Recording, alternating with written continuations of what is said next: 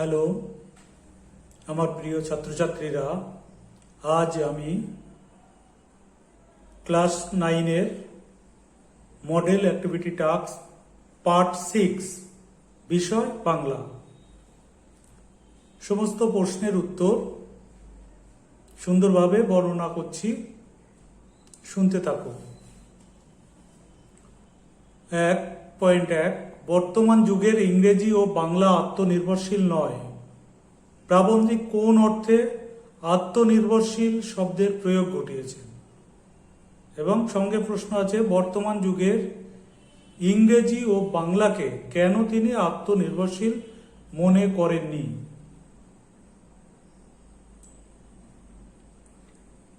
উত্তর বলছি, বাংলা সাহিত্যের অন্যতম দিশারি সৈয়দ মোস্তফা আলী বিরচিত চতুরঙ্গ কাব্যগ্রন্থের অন্তর্গত নব নব সৃষ্টি প্রবন্ধে প্রাবন্ধিক নতুন নতুন ভাষা ও সাহিত্য কিভাবে সৃষ্টি হয় সে বিষয়ে আলোচনা করেছেন এবং এই আলোচনা প্রসঙ্গেই প্রাবন্ধিক বাংলা ও ইংরেজি ভাষা সম্বন্ধে এই বিশেষ শব্দের প্রয়োগ ঘটিয়েছেন। এর পরের যে প্রশ্ন ছিল তার পয়েন্টস, ইংরেজি ও বাংলাকে লেখকের আত্মনির্ভরশীল মনে না হওয়ার কারণ। লেখকের মতে প্রয়োজনে এবং অপ্রয়োজনেও বাংলা ভাষা নিজের শব্দভাণ্ডারে অনুসন্ধান না করে ভিন্ন ভিন্ন ভাষা থেকে শব্দ নিয়েছে এবং নিচ্ছে। পাঠান মুঘল যুগে আইন আদালত খাজনা খারিজ নতুনভাবে দেখা দিলে আমরা প্রচুর আরবি ফার্সি শব্দ গ্রহণ করেছি। পরবর্তীকালে ইংরেজি থেকে ইংরেজির মাধ্যমে অন্য ভাষা থেকেও শব্দ ধার করেছি বা করছি। এই কারণেই বক্তা প্রশ্নের এই মন্তব্যটি করেছেন।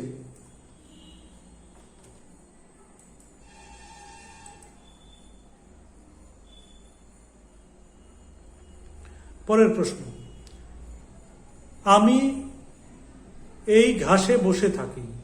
কোন সময়ে কবি ঘাসে বসে থাকেন এবং তখন প্রকৃতির কেমন রূপ তাঁর চোখে ধরা পড়ে? উত্তর বলছি, বঙ্গ প্রকৃতির রূপমুগ্ধ রবীন্দ্রোত্তর বাংলা কাব্যের এক স্বতন্ত্র কবি জীবনানন্দ দাশ বিরচিত রূপসী বাংলা নামক কাব্যগ্রন্থের অন্তর্গত আকাশের 7টি তারা কবিতায় সন্ধ্যাকালীন অবসরে কবি ঘাসে বসে থাকেন। পরের পয়েন্টস, সন্ধ্যাকালীন প্রাকৃতিক রূপ। ওখানে আবার একটা পয়েন্টস করা হয়েছে ক দিয়ে, সন্ধ্যা যেন কেশবতী কন্যা। ধীরে ধীরে প্রকৃতির বুকে নেমে আসে শান্ত অনুগত নীল সন্ধ্যা, যা কবির চোখে ধরা দিয়েছে কেশবতী রূপসী কন্যা রূপে। এমন লাবণ্যময় সন্ধ্যার আধার তথা কেশবতী কন্যার চুল কবির চোখ মুখ ছুঁয়ে যায়। আবার তা হিজল কাঁঠাল জামের শাখায় পাতায় বুলিয়ে দেয় স্নেহ চুম্বন।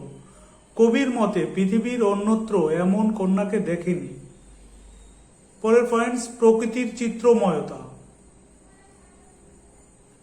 এমন অন্ধকারময়তায় কবি পেয়েছেন বাংলার প্রাণের স্পর্শ।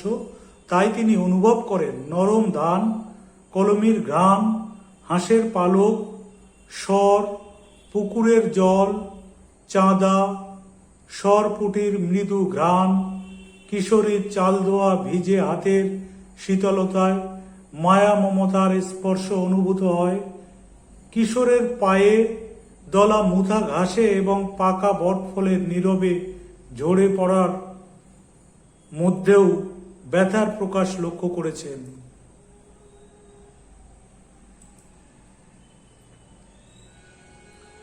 পরের 3 দাগ, কিন্তু বিঘ্নও আছে বহু।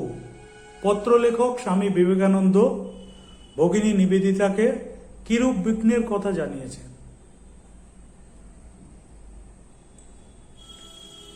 উত্তর বলছি, সুবিখ্যাত ধর্মপ্রচারক ও সন্ন্যাসী স্বামী বিবেকানন্দ রচিত চিঠি রচনাটিতে মিস নোবেলকে অর্থাৎ নিবেদিতা নোবেলকে লেখক যে সমস্যার কথা তুলে ধরেছেন তা হল পয়েন্টস, দারিদ্র্য ও অজ্ঞতা।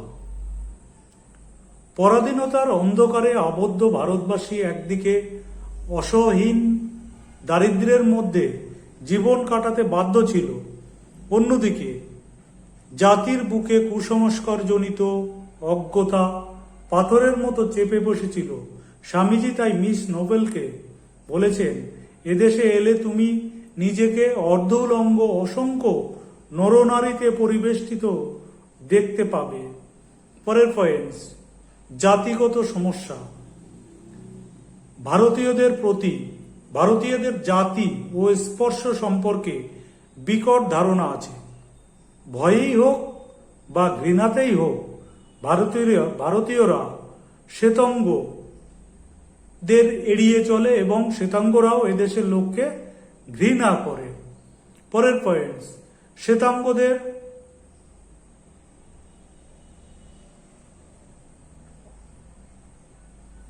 শ্বেতাঙ্গদের মানসিকতা। মিস নোবেল একজন ইউরোপিয়ান হয়েও ভারতীয়দের জন্য কাজ করছে দেখলে শ্বেতাঙ্গরা তাকে খামখেয়ালি বলে মনে করবে এবং তার প্রতি তার প্রত্যেকটি গতিবিধিকে সন্দেহের চোখে দেখবে বলে স্বামীজির ধারণা। পরের পয়েন্ট, শুষ্ক জলবায়ু। ভারতের জলবায়ু অত্যন্ত গ্রীষ্মপ্রধান। এমন পরিবেশে মিস নোবেল অস্বচ্ছন্দ বোধ করতে পারেন। এমন সব বিঘ্নের কথাই চিঠিতে বলেছেন লেখক স্বামী বিবেকানন্দ।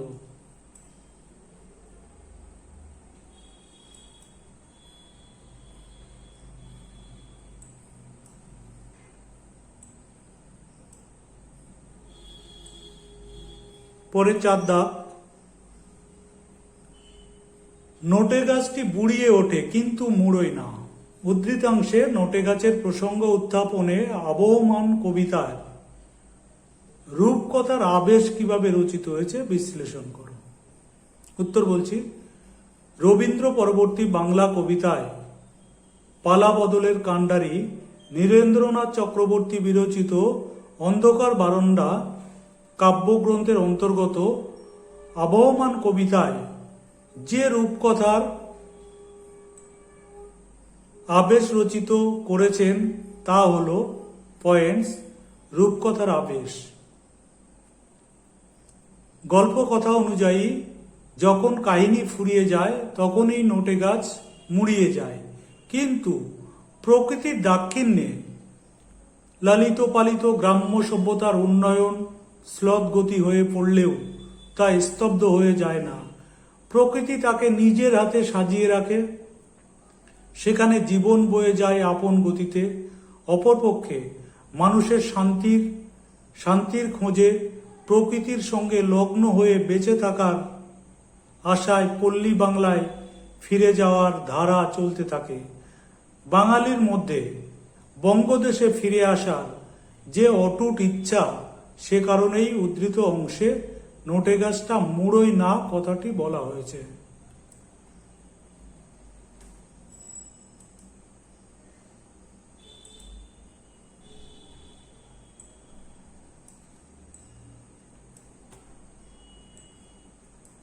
এরপরে 1.5, আর আহারের সংস্থান রইল না।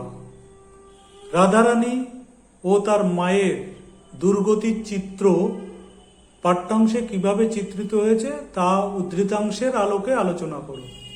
উত্তর, 19 শতকের নবজাগরণের সময়কালে আবির্ভূত সাহিত্য সম্রাট বঙ্কিমচন্দ্র চট্টোপাধ্যায় বিরচিত রাধারানী উপন্যাসের প্রধান চরিত্র রাধারানী ও তার মায়ের দুঃখ পর্ব মনোমুগ্ধকর সহজ সরল ভাষায় হৃদয় বিদারকভাবে লেখক পাঠক সমাজের কাছে উপস্থাপিত করেছেন।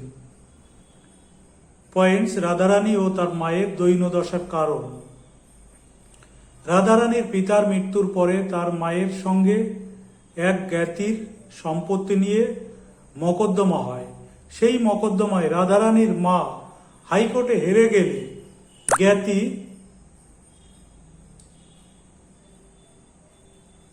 ডিক্রি জারি করে সকল সম্পত্তি গ্রাস করে রাধারানী ও তার মাকে ভদ্রাসন থেকে বের করে দেয়। জ্ঞাতি প্রায় 10 লক্ষ টাকার সম্পত্তি ছিনিয়ে নেয়। মামলার খরচ ও ওয়াসিলাত দিতে হাতের নগদটুকুও চলে যায়। বিধবা অলংকার বিক্রি করে প্রিভি কাউন্সিলে আপিল করে, কিন্তু এর ফলে তারা রিক্ত নিঃস্ব হয়ে যায়। এ কারণেই রাধারানীদের আহারের সংস্থান ছিল না।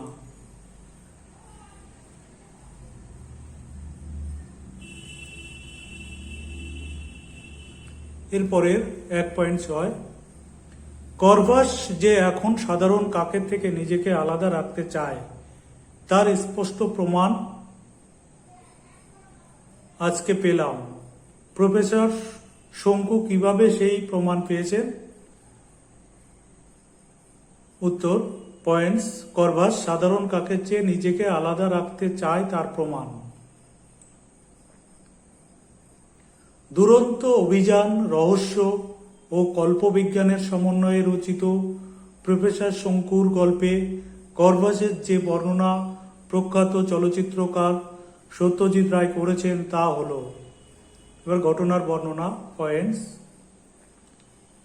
একদিন দুপুরে হঠাৎ খুব বৃষ্টি শুরু হয়, সঙ্গে বিদ্যুৎ ও বজ্রপাত। 3টে নাগাদ এক কান ফাটানো বাজ পড়ার শব্দ হলে প্রফেসর শঙ্কু জানালার কাছে গিয়ে দেখেন তার বাগানের বাইরের শিমুল গাছটা থেকে ধোঁয়া বেরোচ্ছে। বিকেলের বৃষ্টি থেমে গেলে বাইরে কাকেদের প্রচণ্ড কোলাহল শোনা যায়। সে অঞ্চলে সব কাক ওই মরা গাছটার কাছে এসে কোলাহল করতে শুরু করে। প্রফেসর তার চাকর প্রহ্লাদকে ব্যাপারটা দেখতে পাঠালে সে ফিরে এসে জানায় যে ওই গাছটার নিচে একটা কাক মরে পড়ে আছে, তাই কাকেরা এত চেঁচাচ্ছে। বোঝা যায় ওই বাজ পড়ার ফলেই কাকটা মৃত্যু হয়েছে। কিন্তু আশ্চর্যের বিষয় হলো, যেখানে কাকেরা এসে জড়ো হয়েছে সেখানে করভাস প্রফেসরের ঘর থেকে বেরোনোর কোনো আগ্রহ দেখায়নি। সে এক মনে তখন পেন্সিল দিয়ে প্রাইম নাম্বারস অর্থাৎ মৌলিক সংখ্যা লিখছিল। এইভাবে প্রফেসর শঙ্কু বুঝতে পারেন যে করভাস নিজেকে সাধারণ কাকের থেকে আলাদা করে রাখতে চায়। এবার ব্যাকরণের প্রশ্নগুলোর উত্তর করছি। 2.1, মৌলিক শব্দ বলতে কি বোঝো? উত্তর, যে সমস্ত শব্দকে একাধিক অর্থপূর্ণ ও ক্ষুদ্রতম অংশ বিভক্ত করা যায় না তাদের মৌলিক শব্দ বা স্বয়ংসিদ্ধ শব্দ বলে, যেমন নাক, গাছ, ঘর, মা ইত্যাদি। এর বৈশিষ্ট্য, মৌলিক শব্দকে ভাঙলে কোনো অর্থ প্রকাশ পাবে না। 2.2, নবগঠিত শব্দকে কয়টি শ্রেণীতে ভাগ করা যায় এবং কি কি? উত্তর, নবগঠিত শব্দকে সাধারণত 3টি শ্রেণীতে ভাগ করা যায়, যথা ক মিশ্র বা সংকর শব্দ, খ অনুদিত শব্দ, গ খণ্ডিত শব্দ। এরপরে তদ্ভব শব্দের 2টি উদাহরণ দাও। উত্তর, তদ্ভব শব্দের 2টি উদাহরণ হলো, 1 অদ্য থেকে অব্জ থেকে আজ এবং চন্দ্র থেকে চাঁদ থেকে চাঁদ। 2.4, দেশি শব্দকে অজ্ঞাত শব্দ বলার কারণ কি? উত্তর, দেশি শব্দ দেশের প্রাচীনতর আদিবাসী দ্রাবিড় গোষ্ঠীর ভাষা। অধিকাংশ ক্ষেত্রেই এই শব্দের মূল পাওয়া যায় না বলে একে অজ্ঞাত শব্দ বলা হয়।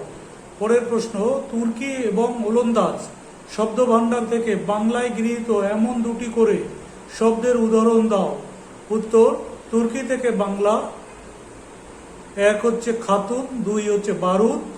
ওলন্দাজ থেকে বাংলা, এক হচ্ছে তুরুপ, দুই হচ্ছে ইস্কাপন। 2.6 তামিল শব্দ ভাণ্ডারের থেকে বাংলায় এসেছে এমন দুটি শব্দ, এক হচ্ছে চুরুট, দুই হচ্ছে চেট্টি। পরের প্রশ্ন, নির্দেশ অনুযায়ী মিশ্র বা সংকর শব্দ তৈরি করো। ইংরেজি প্লাস বাংলা। ইংরেজি হচ্ছে হেড প্লাস পণ্ডিত হচ্ছে বাংলা, সমান সমান হেড পণ্ডিত। এরপরে পর্তুগিজ প্লাস হিন্দি। পাও হচ্ছে পর্তুগিজ প্লাস রুটি, রুটি হচ্ছে হিন্দি, পাও রুটি। তৎসম প্লাস বিদেশি, সূর্য হচ্ছে তৎসম প্লাস কবচ বিদেশি, এটা সূর্য কবচ। পরে ইংরেজি থেকে অনুবাদের মাধ্যমে বাংলায় গৃহীত হয়েছে এমন দুটি শব্দ, একটি হলো স্কুল, অন্যটি হলো ডিনার। 2.9 যোগরূঢ় শব্দ দুটির উদাহরণ, এক হচ্ছে পঙ্কজ আর একটা হচ্ছে জলদ। 2.10 গুণবাচক বিশেষ্য যোগে একটি বাক্য হলো দয়া, গুণবাচক বিশেষ্য বাক্য হলো দয়া করে একটু আহার দিন। 2.11 ক্রিয়া বিশেষণের দুটি গঠন রীতি নির্দেশ করো। ক্রিয়া বিশেষণের দুটি গঠন রীতি হলো, বিভক্তি পদের প্রয়োগ হচ্ছে শীঘ্র এসো, বিভক্তিযুক্ত পদের প্রয়োগ সে অনায়াসে সমস্যার সমাধান করলো, এবং অসমাপিকা ক্রিয়ার প্রয়োগ ভালো করে বই পড়া উচিত। 2.12 কাছের বস্তু বা ব্যক্তিকে নির্দেশ করতে কোন সর্বনাম পদ ব্যবহার করা হয়। উত্তর, কাছের বস্তু বা ব্যক্তিকে নির্দেশ করতে সামীপ্যবাচক সর্বনাম ব্যবহার করা হয়, যেমন এরা বা এটা। 2.13 একটি তৎসম অব্যয় হলো হঠাৎ, একটি খাঁটি বাংলা অব্যয় হলো অথচ। 2.14 ধাতুর গঠন অনুযায়ী ক্রিয়াপদ 4 প্রকার, যথা মৌলিক ক্রিয়াপদ, সাধিত ক্রিয়াপদ, যৌগিক ক্রিয়াপদ এবং সংযোগমূলক ক্রিয়াপদ। নমস্কার।